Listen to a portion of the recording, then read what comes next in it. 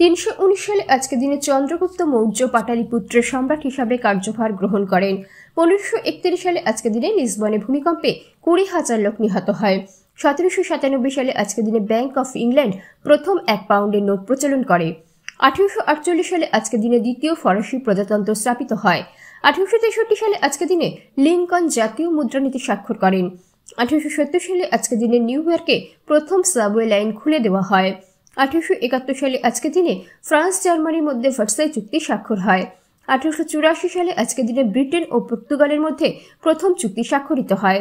1960 সালে আজকে দিনে রয়্যাল অয়েল ও সেল একত্রিত হয়ে ব্রিটিশ পেট্রোলিয়ামে যাত্রা শুরু হয়। 1921 সালে আজকে দিনে ইরান ও সোভিয়েত ইউনিয়নের মধ্যে একটি মৈত্রী চুক্তি স্বাক্ষরিত হয়। 1931 সালে আজকে দিনে কলকাতায় মুসলিম ইনস্টিটিউটের ভিত্তিপ্রস্তর স্থাপিত হয়।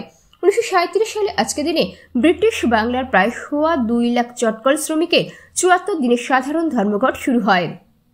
1952 সালে আজকে দিনে ব্রিটেনে পারমাণবিক বোমা তৈরির কথা ঘোষণা করে।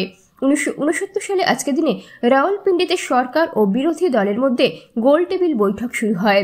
1980 সালে আজকে দিনে ইসরায়েল ও মিশরের মধ্যে কূটনৈতিক সম্পর্ক স্থাপন হয়। 1987 সালে আজকে দিনে জাতীয় সংসদে বাংলা ভাষা প্রচলন বিল পাস হয়। 1991 সালে আজকে দিনে উপসাগরীয় যুদ্ধের অবসান হয়।